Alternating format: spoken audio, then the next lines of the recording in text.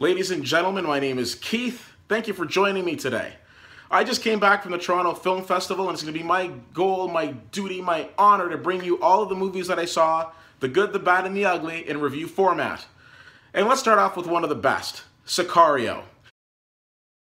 Sicario was so good that when I saw the list of movies, I'm like, I want to see this. But when I went to select my movies, it was sold out. I started tweeting Tiff saying, please, please add another screening of Sicario. And finally they did. And I got in, and I have to tell you, I was not disappointed. This movie stars Emily Blunt. For those of you who know me, you're going to be like, wait a second, that's why you like this movie, because Emily Blunt's in it? Full disclosure, I like Emily Blunt. I think she's a very lovely actress. I don't think there's anything I've seen her in that I haven't liked.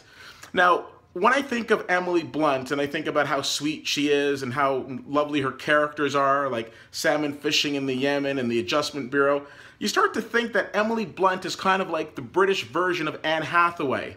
And the same way that Anne Hathaway had a kick-ass take names role in in the Batman movie, The Dark Knight Rises, Emily Blunt's kick-ass take names movie is going to be Sicario, because she is not this super sweet, lovely woman. She is kicking ass and taking names, and she's just phenomenal in it. But so is the whole ensemble, which also includes such great actors as Benicio del Toro as well as Josh Brolin.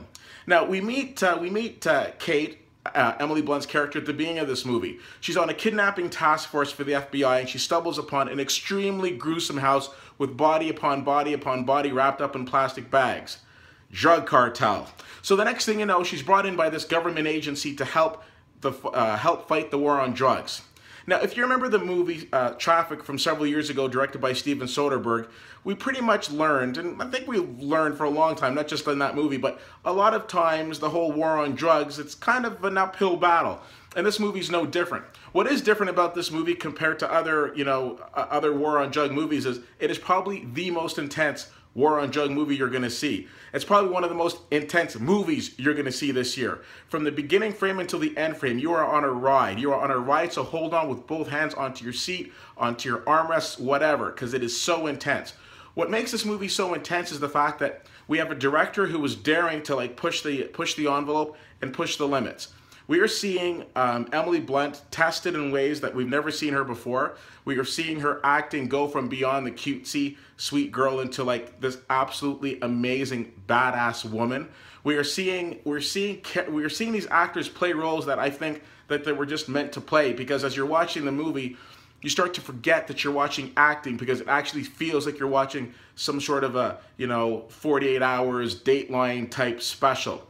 This movie, I can't say enough good things about it. It was fantastic, and it has to be seen in the theater. So happy about the fact that the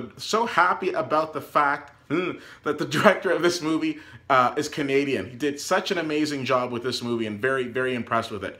The name of the movie is Sicario. I'm definitely recommending that you go and check it out. You're not going to be disappointed. It is one of the top 3 movies. You heard it. Top 3 movies out of the 35 that I saw at TIFF. I'm not overselling this movie in any way, shape, or form. It is phenomenal.